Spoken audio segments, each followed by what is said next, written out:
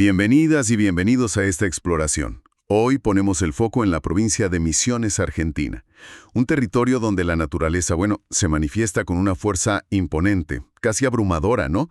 Con las cataratas del Iguazú y la selva misionera como estandartes mundiales. Para guiarnos en esta inmersión, tenemos un análisis que, la verdad, nos llamó la atención. Mirando y admirándolas de lejos, brillan más. Cataratas del Iguazú. Lo firma Ronald Echeverría, que es un consultor guatemalteco, y nos da esa perspectiva externa, ¿no? La de alguien que observa con admiración, pero también con un ojo analítico, este tesoro. Y complementamos esto con voces locales. Se menciona una charla con Luis Hulz, director del medio Misiones Opina, que le pone el pulso de la realidad de allí. Así es. La misión que nos proponemos hoy es, doble. Por un lado, desentrañar la riqueza extraordinaria de este ecosistema, que va mucho, mucho más allá de la postal turística, y por otro, que quizás es lo más crucial, entender los desafíos complejos que enfrenta Misiones. Esa tensión que es histórica, pero también muy actual, entre la necesidad de desarrollarse económicamente, la explotación de recursos y, claro, la urgencia de conservar un patrimonio natural que es irreemplazable. Queremos explorar a fondo, pues, las propuestas para un desarrollo que sea sostenible de verdad, ver cómo se puede intentar equilibrar las necesidades humanas con la preservación del ambiente a largo plazo.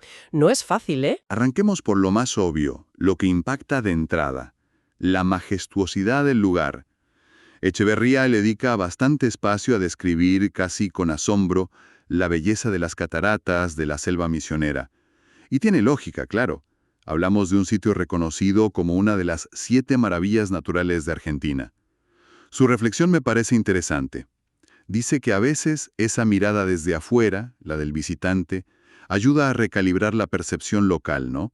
A valorar lo que por ser cotidiano quizás se da por sentado. Exacto. Y esa valoración externa a veces resalta cosas que localmente igual pasan más desapercibidas.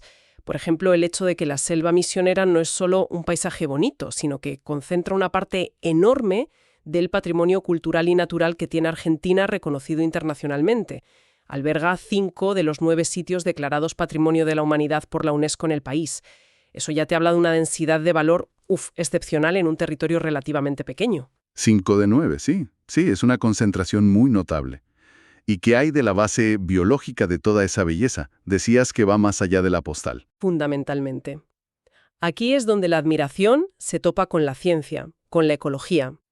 Estamos ante una de las regiones de mayor biodiversidad de toda Argentina, un verdadero hotspot, como se dice. Los números que cita el análisis son, hablan por sí solos, unas 3.000 especies de plantas vasculares, alrededor de 500 especies de aves. Es una riqueza biológica extraordinaria. Y como bien subraya Echeverría, esto va más allá del orgullo local o del atractivo turístico. Tiene una importancia ecológica a escala regional y global que es vital entender. Importancia global. ¿A qué te refieres? ¿En qué sentido? Pues pensemos en la selva misionera como una pieza clave de los sistemas que regulan nuestro clima. Sus bosques, esas extensiones enormes, actúan como un pulmón verde gigantesco. Por un lado generan oxígeno, que es esencial.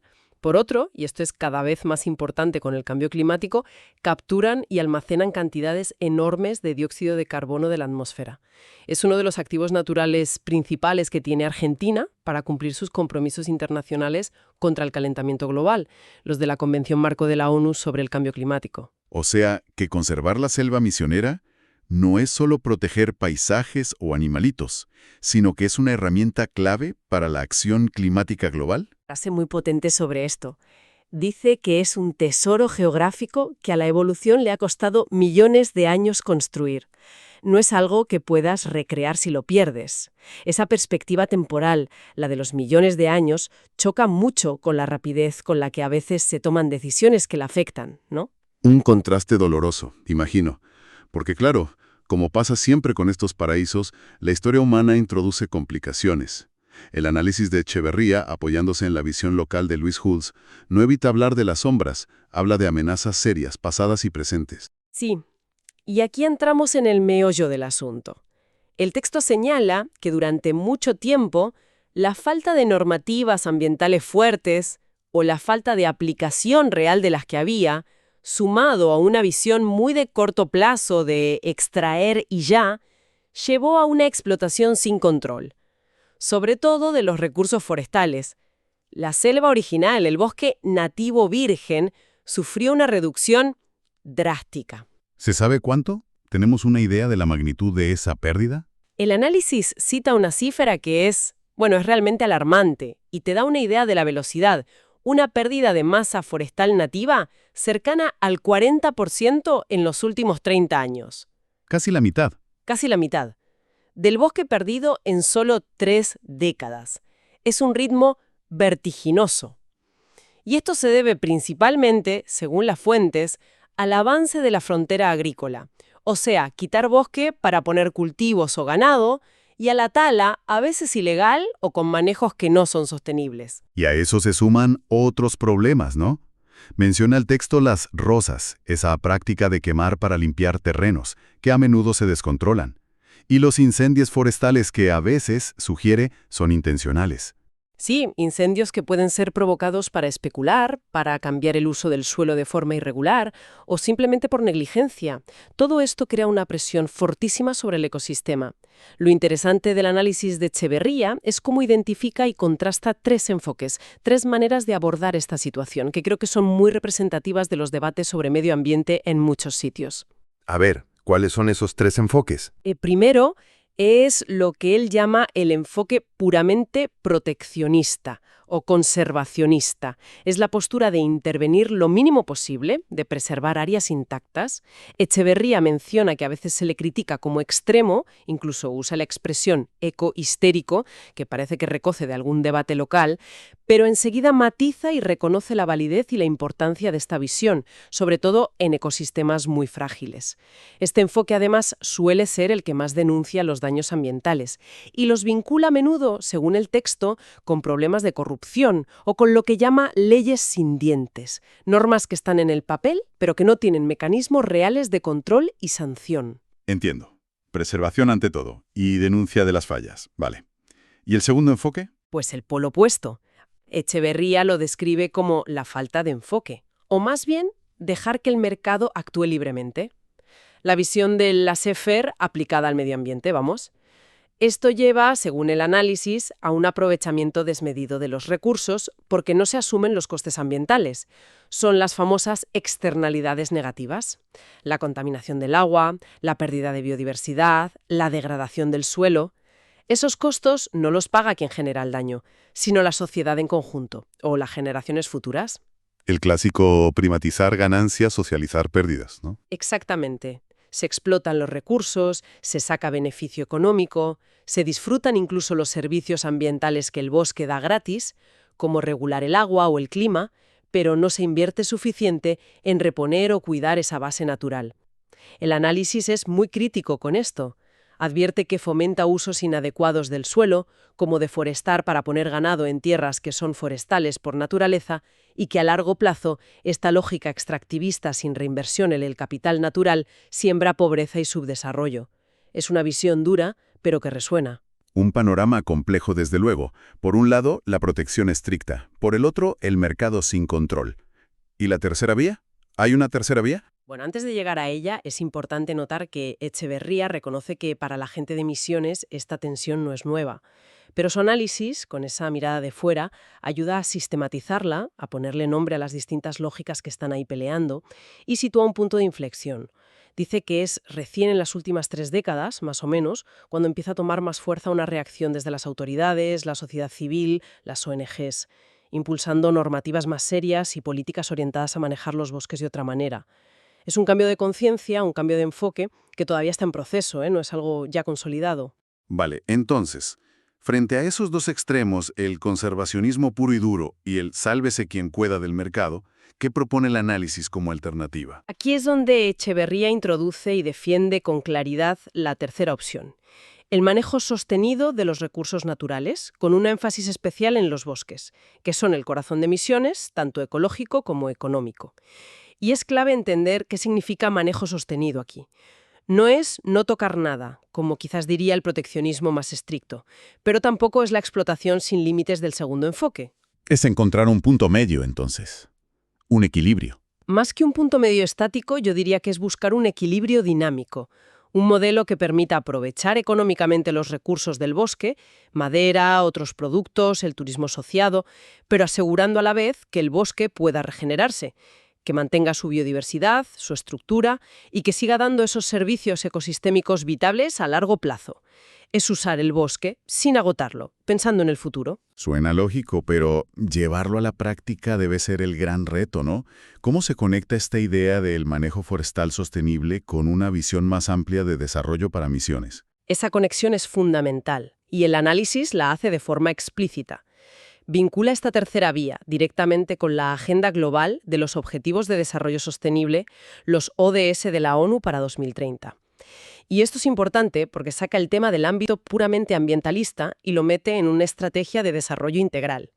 Echeverría menciona varios ODS que son directamente relevantes para misiones y que se impulsarían con un manejo forestal sostenible exitoso. Por ejemplo, ¿Cuáles menciona? Pues menciona el ODS 15, vida de ecosistemas terrestres, obviamente, pero también el 13, acción por el clima, por lo que hablábamos de capturar carbono.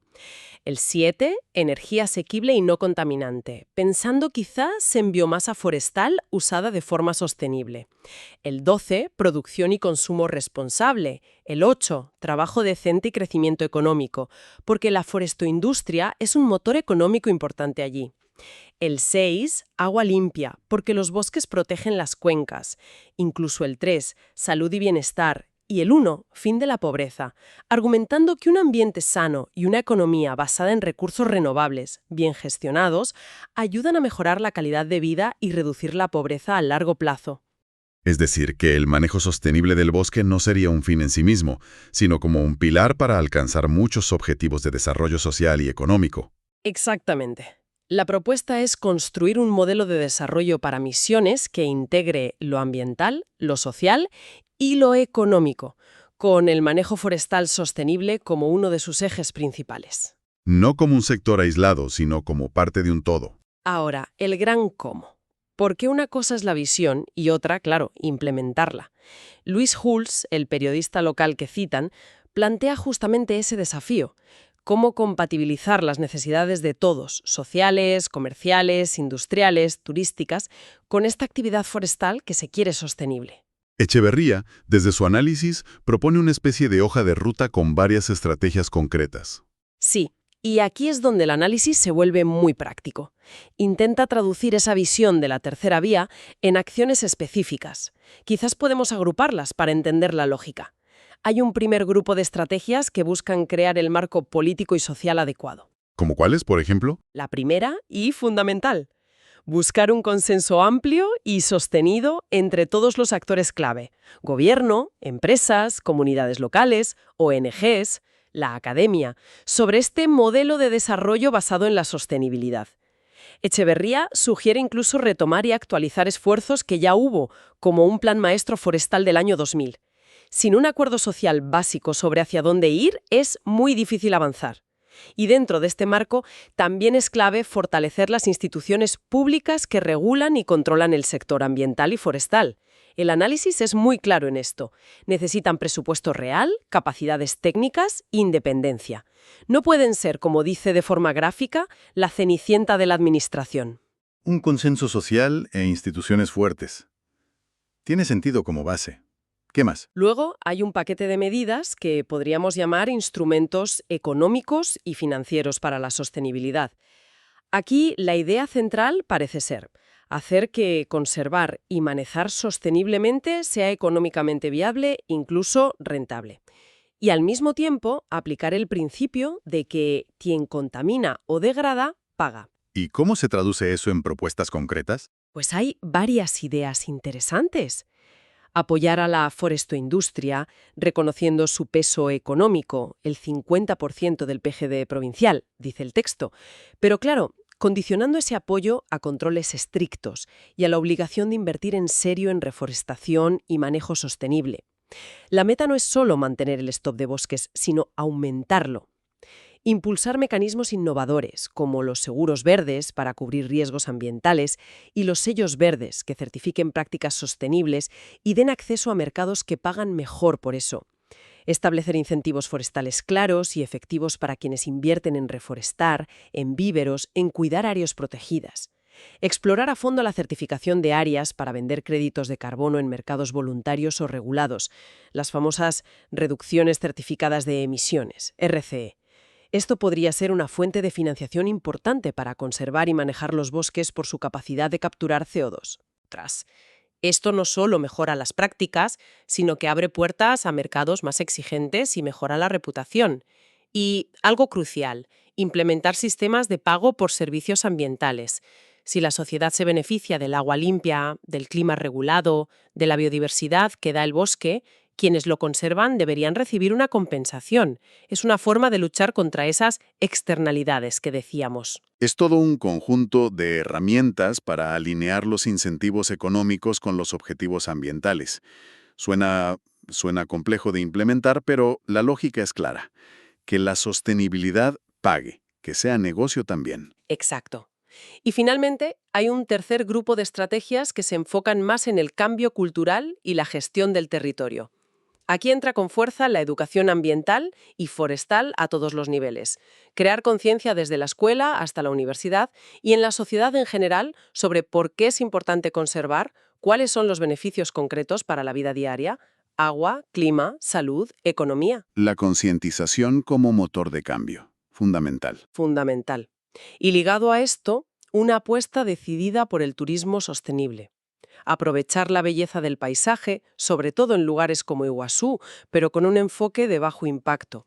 Fomentar el ecoturismo, el senderismo, la observación de fauna, pero controlando mucho el desarrollo de infraestructuras para que no dañen ni el paisaje ni el ecosistema. Y algo muy importante que menciona el texto, evitar a toda costa meter especies exóticas, plantas o animales, que puedan volverse invasoras y desplazar a las nativas. Educación, turismo responsable. Parece que la hoja de ruta es bastante completa, ¿no? Aborda desde la política y la economía hasta la cultura y el manejo práctico del territorio. Sí, es un enfoque bastante integral y Echeverría cierra esta lista con una recomendación que, en realidad, las engloba todas. Concientizar. Concientizar y seguir concientizando. Insistir sin descanso en los beneficios de un ambiente sano, un clima estable, un manejo forestal óptimo, mostrando cómo eso se traduce en mejor calidad de vida para todos en Misiones. No solo para el futuro, sino hoy. Entonces, recapitulando un poco esta exploración, nos queda una imagen de Misiones como un lugar de una riqueza natural y una belleza excepcionales, casi un laboratorio natural. Pero también, y esto es lo crucial, emerge como un caso de estudio muy potente sobre el gran dilema de nuestro tiempo. ¿Cómo podemos, como sociedades, satisfacer nuestras necesidades, nuestras aspiraciones de desarrollo, sin destruir la base natural que nos sustenta? Exactamente. Las fuentes que hemos analizado, tanto la perspectiva externa de Echeverría como las voces locales que él recoge, apuntan siempre hacia esa tercera vía del manejo sostenible como la respuesta más viable. Pero subrayan que no es una solución mágica ni sencilla.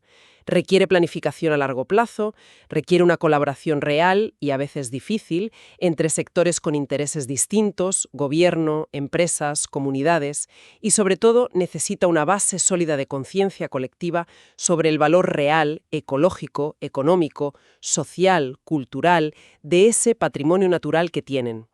El análisis de Echeverría termina con una frase dirigida a los misioneses que resuena fuerte.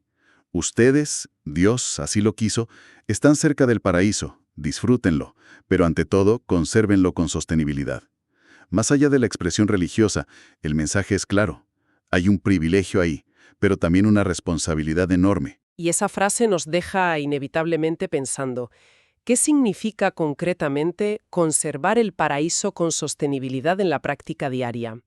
¿Cómo se traduce esa responsabilidad en decisiones individuales y colectivas? No es una pregunta solo para Misiones, claro. Es una lección que se puede aplicar a cualquier comunidad, en cualquier rincón del planeta, que tenga la suerte y el desafío de cuidar tesoros naturales que están bajo una presión cada vez mayor. Quizás la reflexión final que nos dejan estas fuentes es precisamente sobre esa tensión entre admirar de lejos, como dice el título del artículo, y actuar de cerca. ¿Cómo evitamos que la admiración se quede en la postal, en el lamento por lo que se pierde, y se transforme en un compromiso activo para asegurar que esos paraísos puedan seguir siendo disfrutados y, sobre todo, que sigan cumpliendo sus funciones vitales también de cerca, por quienes viven allí y por el resto del mundo? Nos deja pensando en cuál es el valor real que le damos a la naturaleza y si estamos dispuestos a asumir la responsabilidad compartida que implica preservarla activamente, más allá de las buenas intenciones.